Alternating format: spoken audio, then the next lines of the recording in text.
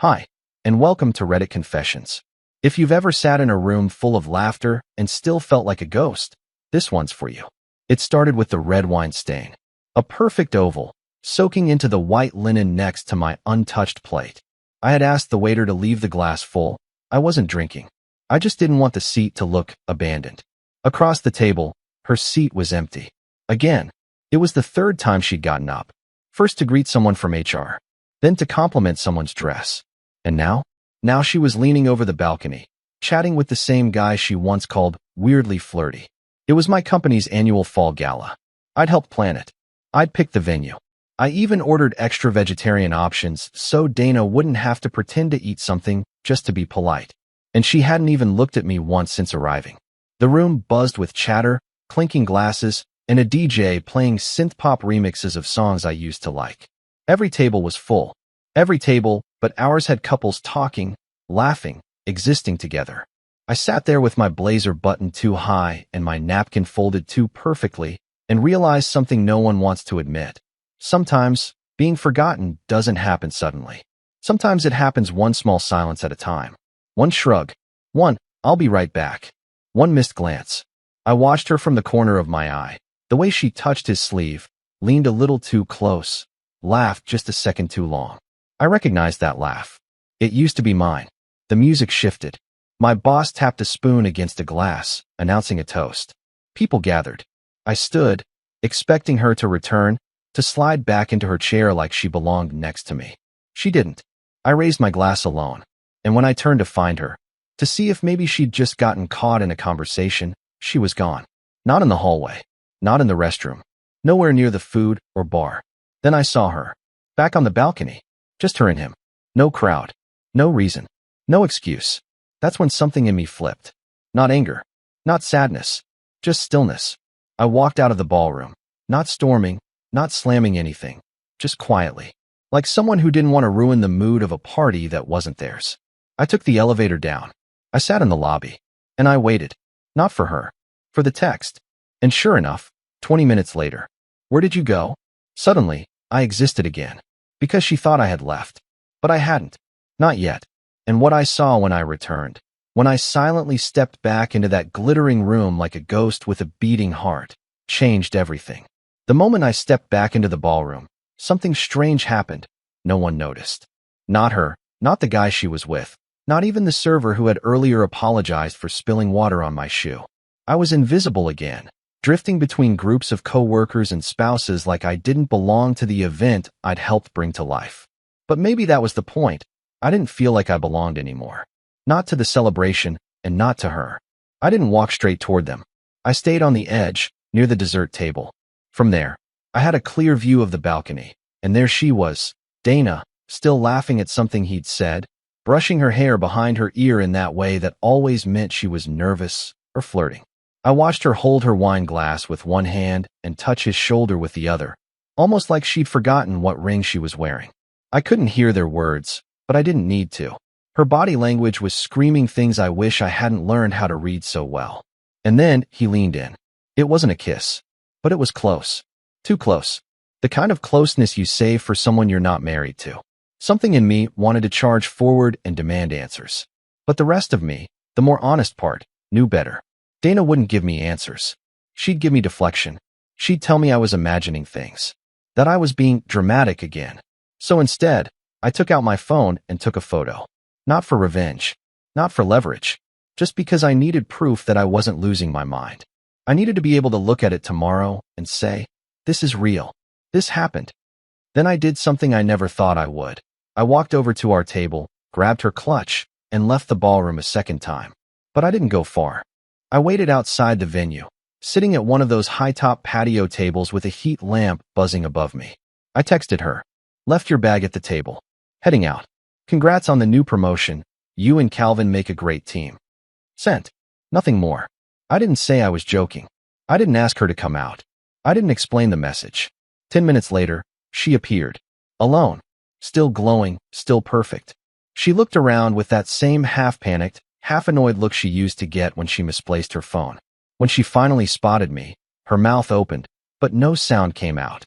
She walked toward me slowly, heels tapping like a metronome, and said, What's your problem? That was her first sentence. Not, are you okay? Not, I'm sorry. I stayed seated. You tell me. You seemed happy tonight, just not with me. She rolled her eyes and crossed her arms, and for a moment, I could tell she was choosing between a dozen lies, trying to decide which one I was dumb enough to believe. We were just talking, Meryl. God, it's a party. You're so insecure. There it was. The word she always used when she wanted to make me feel small. Insecure. As if the problem was my perception, not her actions. I watched you ignore me for 2 hours, I said calmly. You didn't even clap during the speech. You didn't look for me once. I disappeared, and you didn't notice until I was gone. Do you know what that feels like? She didn't answer. She just shook her head and said something I'll never forget. You're always making everything about you. That's when I knew, whatever this marriage had once been, it wasn't that anymore. I didn't cry. I didn't yell. I just stood up, handed her the clutch, and said, next time, just come alone. It'll save us both the trouble. Then I walked away for real. Not with dramatic music. Not with a slam of the door. Just the quiet sound of shoes on concrete, and a realization heavier than anything I'd ever carried. But that wasn't the end. What happened the next morning would shake everything loose. Because someone else had been watching that balcony too, and they saw something even I didn't. I didn't sleep that night. I don't mean that in the poetic, I lay awake thinking kind of way. I mean I literally didn't sleep.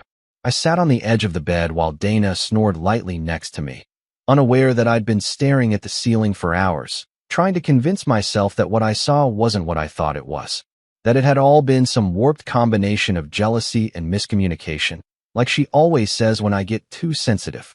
At 5:17 a.m., I gave up trying and got dressed quietly. I made a pot of coffee, not because I needed caffeine. My body was already in full alarm mode, but because I needed something normal to do with my hands. The plan was to go into work early. I wanted space, time, routine. But fate, or something worse, had other ideas. Right before leaving, I checked my email, just to clear out the inbox, feel in control of something. That's when I noticed it, an auto-forwarded thread labeled Langston Photos, balcony shot. The name didn't register at first. It was from the event photographer, some outsourced freelancer our company had hired. It was supposed to go to the media team, but for some reason, because I was one of the planning coordinators, it hit my inbox too. I opened it. The photo was sharp. Dana, mid-laugh, standing too close to Calvin, his hand resting just a little too low on her back. Her head tilted, exposing her neck like she was welcoming his attention. Behind them, city lights and shadows. And in the corner of the frame, my face. Not looking at them. Not watching. Just me, blurred, walking away from the ballroom door. I didn't know how to describe what that image did to me. It was proof, yes, but it was also prophecy. Like the universe took a snapshot of the exact second I let go without realizing it. But the kicker? The part that turned my stomach? Attached beneath the photo was a reply from Calvin. He'd written, "That moment though." And Dana had replied, "Haha. Busted, let's hope my husband didn't notice." It was forwarded unintentionally. The entire thread, meant for the media team's photo selection. But the email client had glitched, or auto-filled, or, I don't even know. I just sat there staring at those words. Let's hope my husband didn't notice. Not, he misunderstood. Not, we didn't mean anything. Not even a shred of remorse. Just a digital wink and a wish that I was still naive enough to swallow it all. I didn't go to work. I didn't even get in the car. I sat at the kitchen table for over an hour, listening to the sound of the coffee maker drip like it was ticking down to something, like it knew what I was about to do. At 6:43, Dana walked into the kitchen wrapped in a robe, stretching like she had no weight in the world. She gave me that same casual smile she always did after a good night of being the center of attention. Then she froze when she saw the laptop open, and the photo on the screen, and the thread beneath it. "Where did you get that?" she asked, voice too calm. "Does it matter?" I said. She moved slowly, cautiously, like I was some glass sculpture she didn't want to knock over too hard. "It's not what it looks like." I didn't reply, because I already knew that's what people say when it's exactly what it looks like. She tried again, sitting across from me. "Calvin always jokes like that. You know how he is." "Sure," I said. "But what about you?" She blinked, caught off guard. "What do you mean? What kind of person jokes like that with a coworker about their marriage? What kind of person calls that moment busted, like it's some fun little inside secret?" What kind of person worries about whether their husband noticed, instead of whether he's hurting? She stared at me like she didn't recognize who I was anymore. Maybe she didn't. Because for the first time in years, I wasn't trying to fix things. I wasn't explaining away the pain. I wasn't trying to be the bigger man. I was just watching her. Like I was looking at a stranger who'd been borrowing my wife's face for a long time. She didn't answer any of those questions. Instead, she stood up and muttered, "You're overreacting. I'm not going to be interrogated over a stupid email." And just like that, she walked out of the kitchen. As if this was some minor inconvenience she could shake off by ignoring it long enough. But I didn't move. I sat in silence. And I started planning. Because if she didn't take this seriously, then maybe someone else should. And I already had one photo. What I did with it next changed everything. It took me a few hours to stop shaking. Not from rage. I wasn't there yet.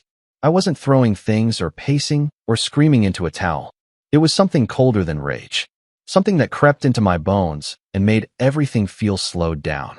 My movements, my thoughts, even my breathing. It all felt like I was wading through syrup. I didn't talk to Dana for the rest of the day. She stayed in the bedroom. I stayed in the kitchen.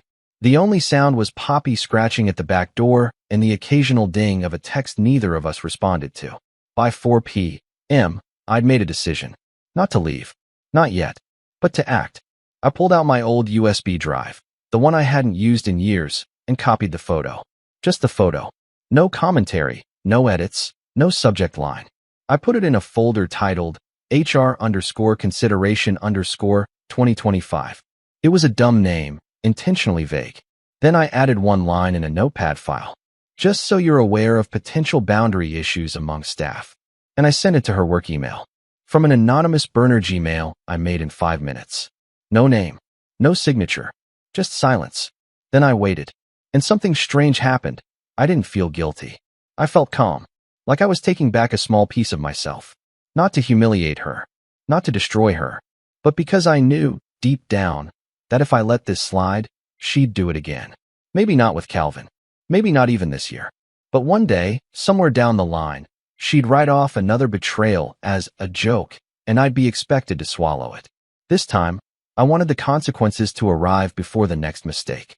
By dinner, I was microwaving leftover pasta when Dana emerged from the bedroom with her hair pulled up and her phone in her hand. Her face was tight. Not panic, not fear. Just controlled tension. She didn't look at me when she spoke. "I got an email from compliance," she said quietly. I kept stirring the pasta, pretending not to know. "Yeah. They said someone submitted a photo anonymously. From the event. Said it might be inappropriate." "Oh," I said, letting the spoon clink against the bowl. "Weird." She looked at me then, sharply. "You think this is funny?" "No," I replied flatly. "I think it's overdue." Her mouth opened, then closed again. She was searching for the angle, the leverage point where she could twist this back around into my issue. But there was nothing left to work with. I wasn't giving her guilt. I wasn't playing the wounded puppy. I was just there. Tired. Done. "You could have talked to me," she snapped. "I tried," I said. "You laughed it off. You walked away." "This is my job, Meryl." "And what was I?" Background noise. "A +1 you didn't ask for." Silence. Then she said it. The line that really cemented what she thought of me. "I can't believe you'd be this petty." Petty. Not hurt. Not betrayed. Petty. Like I was the one making drama for fun. Like my marriage unraveling in real time was just some childish tantrum because I wasn't the most interesting man at a party. That's when I stopped talking. I picked up my bowl, walked past her, and went to the living room. She didn't follow. She stood there for a second, then turned back into the bedroom and closed the door. And that night, while she lay under the covers scrolling through her phone with the screen turned away from me, I sat on the couch and wrote out everything I could remember. Every moment over the past 2 years where something felt off. Every late night that didn't add up. Every vague excuse. Every "it's just work" stuff that came with a slightly too defensive tone. It wasn't about paranoia. It was about patterns. And the more I wrote, the more I realized something terrifying. The party? That wasn't the beginning. It was the confirmation. And the truth behind it, the part one hadn't even seen yet, was still waiting to surface. And when it did, it wouldn't just shake our marriage. It would destroy her career. 2 days passed. Dana barely spoke to me. The air between us had changed, not like a thunderstorm, not loud or aggressive. It was more like stale fog that clung to everything. No arguments. No apologies. Just two people tiptoeing around the remains of a fire they both pretended wasn't still smoldering. I hadn't told anyone about the email I'd sent to her company. I didn't want sympathy, and I certainly didn't want advice. Most people don't understand what it's like to watch your marriage rot from the inside out, while the outside still looks pristine enough to post on Instagram. But on the third day, something happened that made the whole situation spiral into a completely new direction. I got a message from Calvin. It wasn't an email. It was a direct message on LinkedIn of all places, a platform I hadn't checked in weeks. His name popped up with that bland, professional notification tone, like it was just another recruiter or endorsement. But the moment I read his first sentence, my stomach turned cold. "Meryl, I think we should talk. This situation is getting out of hand." I stared at it for a long time. I didn't respond. Not immediately. I closed the tab, opened it again, then closed it once more. I walked away from my desk, paced the hallway, came back, and reread the message a dozen times. It was polite, cautious, the kind of tone you use when you're not sure if the other person is holding a knife or a handshake. I finally replied 4 hours later, short and sharp. "What exactly do you want to talk about?" His response came fast. "I didn't mean to cause issues between you and Dana. I think things were misinterpreted. But with HR now involved, I feel like I need to clear the air. Face to face if you're open to it." Clear the air. Misinterpreted. That word again. He wanted a meeting. I should have said no. I should have deleted the message and blocked him. But something in me, maybe the masochist, maybe the part still desperate for clarity, agreed. We picked a neutral location, a coffee shop not far from my office. Midday, lots of foot traffic, nothing dramatic. He arrived 10 minutes early. Of course he did. He wore that same polished, casual cool outfit I remembered from the gala. Leather strap watch, rolled sleeves, charming but not threatening cologne. I hated how rehearsed it all felt. He stood as I approached and extended a hand like we were two professionals meeting about Q4 performance. I shook it, but didn't sit immediately. "I'm not here to argue," he started. "I just want to explain." "I didn't ask for an explanation," I said flatly, but I sat anyway. He nodded like he expected resistance. "Look, Dana and we're friends. Yes, we flirt sometimes. That's just how she is. It's harmless." "Harmless for who?" He paused. "I didn't cross a line, Meryl." I leaned forward. "Then why did HR contact you?" He hesitated, just long enough for me to catch it. "Because someone sent them a photo out of context. It looked worse than it was." "Out of context," I repeated. "The context was my wife leaning into you, touching you, while I stood a few feet away being ignored the entire night. Which part do you think got misunderstood?" He ran a hand through his hair and dropped his gaze. "I don't want things to get ugly. Not for her. And definitely not for me." And that sentence, was the first honest thing he'd said. He wasn't here to make peace. He was here to protect himself. "I don't care what happens to you," I said, voice low and steady. "But I do care about the truth. And right now, the truth is buried under months of casual secrets and convenient amnesia. So unless you've got something real to say, this conversation is over." I stood. He didn't stop me. But just before I turned to leave, he said something that froze me in place. "She told me you already knew about Chicago."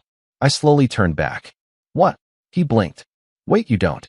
What are you talking about?" He looked instantly pale. His hand gripped the edge of the table like he'd just realized he'd slipped. "I thought she told you." "I shouldn't have." "What happened? In Chicago?" He swallowed hard, then shook his head. "Nothing. Forget it. If you didn't know, just forget I said anything." But I couldn't forget. And I didn't go home after that. I drove straight to the office, locked myself in the conference room, and started digging. I logged into our shared calendar, our flight history, our old emails. And that's when I found it. A business conference. In Chicago. 2 months ago. 3 nights. She told me it was a last-minute company retreat. She said they were short-staffed, that she'd be in meetings all day. She even brought back a paperweight with the logo of a logistics firm I'd never heard of. I never questioned it. Until now. And sitting there in that empty conference room, staring at that trip itinerary, I realized the gala wasn't the first betrayal. It was just the one I finally caught. I don't know what hurts more, the betrayal you see with your own eyes, or the betrayal you missed because you trusted someone too much to even look. The trip to Chicago had been right in front of me the whole time. Dana had even shown me the hotel receipt like it was no big deal, like transparency equaled truth. And maybe it would have been if she hadn't lied about who she was with. I called the hotel. I didn't even expect them to give me anything, but when I told them I was confirming a dual reservation for expense reporting, they asked if I wanted both names on the invoice. Both names. 2 people. 1 room. Not even 2 queens. A king. And the second name? Calvin. I thanked the woman, hung up, and stared at the wall like it might open up and swallow me whole. All this time I'd been replaying that night at the gala, dissecting body language and wine glass placement like some desperate detective with only a hunch and a broken heart to guide him. And the truth had already happened weeks before. While I was home feeding Poppy and fixing a leaking sink, Dana had been sharing a hotel bed with someone who still thought emojis could erase guilt. I didn't cry. I thought I would. I even wanted the release, the emotional reset that comes with sobbing until you can't breathe. But nothing came. Just this dull ache that pressed against the inside of my ribs like a fist that never unclenched. I sat in that conference room for hours. People came and went, tapping on the glass to see if I was done. I waved them off like it was nothing. Eventually, the lights turned off automatically. I didn't even notice until I saw my reflection staring back at me in the black screen of my laptop. At some point, I realized I wasn't angry at Dana for cheating. I was angry because she made me feel small for suspecting it. For months, maybe longer, she'd been painting me as paranoid, oversensitive, dramatic, while she was out crafting a whole other life just across state lines. A version of herself she never brought home. A version that laughed harder, dressed differently, touched someone else's arm when she was nervous. When I finally went home that night, the house was dark except for the kitchen light. Dana was sitting at the table with a mug of tea and that look she always put on when she thought she was the one being wronged. Like she was preparing a closing argument for a courtroom she already assumed she'd win. "I heard you met with Calvin," she said. I didn't answer. I placed my keys on the counter, opened the fridge, closed it again without taking anything. "You went behind my back. Emailed HR. Dredged up something that wasn't even real." "It was real enough for a hotel," I said. Her face didn't move. No flinch. No crack. "What do you want me to say, Meryl? That it was a mistake? That I regret it? Fine. I do. But I didn't think you'd ever actually look. You're not the type." I blinked. "What does that mean?" She exhaled slowly, like she was disappointed I hadn't figured it out already. "You're the guy who stays. Who forgives. Who writes long emails about feelings and over-explains everything to keep the peace. I never thought you'd get angry enough to do something." There it was. The truth. She didn't cheat because she didn't love me. She cheated because she thought I wouldn't do anything about it. Because I'd been safe. Predictable. Too soft to confront. Too loyal to leave. She stood then, taking a sip of tea like it was some cozy evening and not the unraveling of everything we built. "I guess I misjudged you." I smiled. And not the sad, broken kind I'd given her a dozen times before. This smile was something else. "Yeah," I said. "You did." I didn't sleep in our room that night. I took a blanket to the guest room and shut the door. But I didn't just lie down. I stayed up writing something. Not a letter. Not a goodbye. A timeline. Every lie. Every half-truth. Every date that didn't add up. Every receipt. Every excuse. Every clue I'd dismissed out of love. Because if she thought I was done, if she thought my silence meant surrender, she was about to learn what it looks like when the quiet one starts talking. And I wasn't just going to confront her. I was going to show her the mirror she refused to look into. And then, I'd decide if she deserved to stay in this house at all. The thing about writing down every lie is that changes you. You start by just listing facts, trying to piece together a timeline so your mind doesn't spiral into imaginary betrayals. But somewhere in the middle, the facts stop feeling like facts. They start feeling like proof that the person you loved never really saw you as more than a fixture. A placeholder. A man-shaped pause between her stories. By the time I finished typing, it was past 3 a.m. I didn't just have a timeline. I had a case. Not in the legal sense. I wasn't preparing for court. But in the human sense, in the "this is who I am and what I've tolerated" sense. It was the clearest thing I'd ever written. Date-stamped moments of trust being fractured, over and over again, until the only thing left was the echo of my own silence. That morning, I printed it. For pages. Neatly formatted. I placed it in a plain white envelope and left it on the kitchen counter before I drove to work. No note. No explanation. If she had questions, they were already answered in the timeline. I spent most of that workday in a strange emotional limbo. Not angry, not even sad anymore. I felt hollow, but not in a depressing way. More like an empty glass just before it's filled with something new. There was this quiet sense of preparation humming under my skin, like I was finally on the edge of my own life again. By noon, Dana hadn't texted. By 3 p.m., still nothing.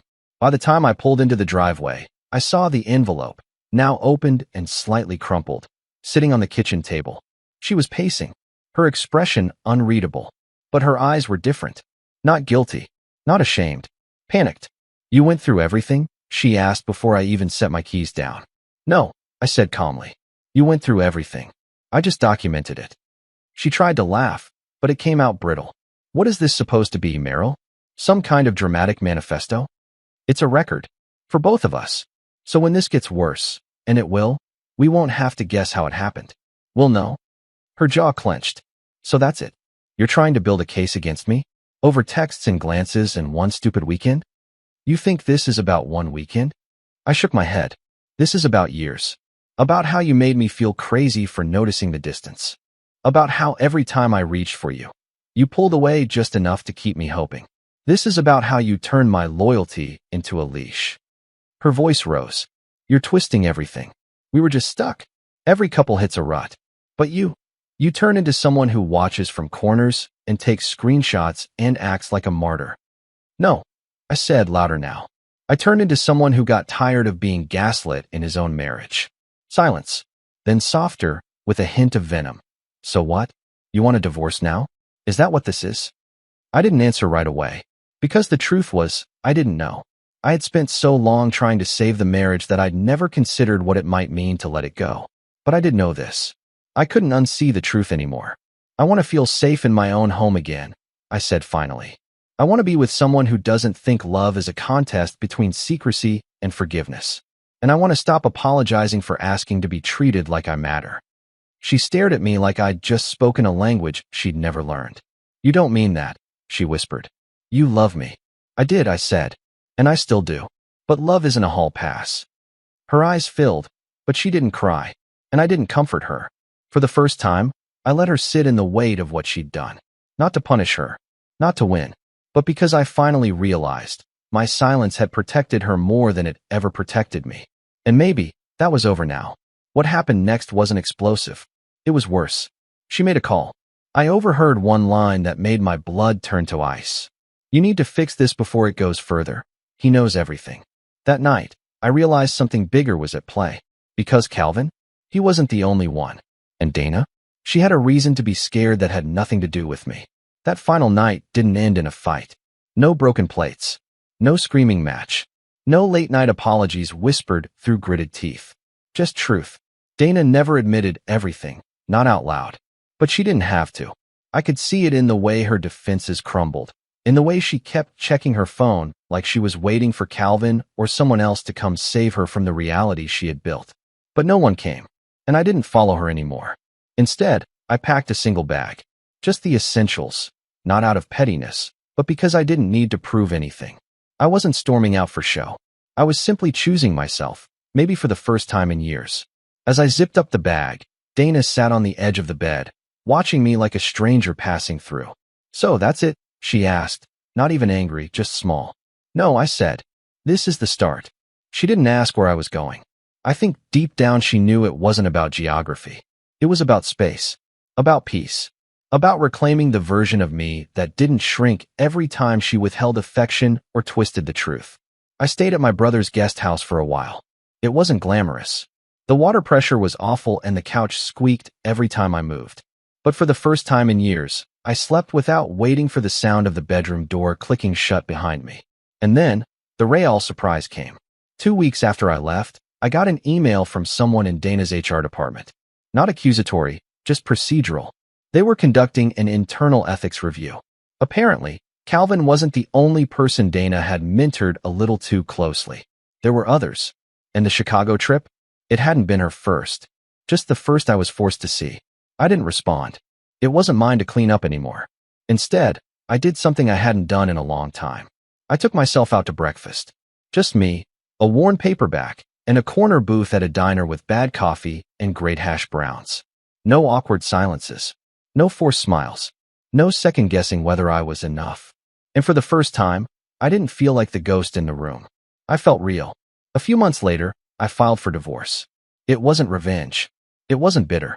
It was just the natural conclusion to a story that had stopped being about love and started being about damage control. Now, I'm not saying everything's perfect. There are still moments where I second-guess, where I wonder if I waited too long, if I should have tried harder, sooner, louder. But then I remember, survival isn't weakness. Silence isn't peace. And loyalty shouldn't be a leash. And I remind myself that walking away wasn't failure. It was freedom. So, if you've made it this far, thanks for listening. Really. And now I want to hear from you. Have you ever been in a moment where you saw everything clearly, like a veil finally lifted, and you knew your life had to change?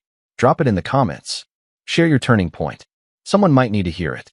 And if you're new here, welcome to Reddit Confessions. This is where the quiet ones finally speak.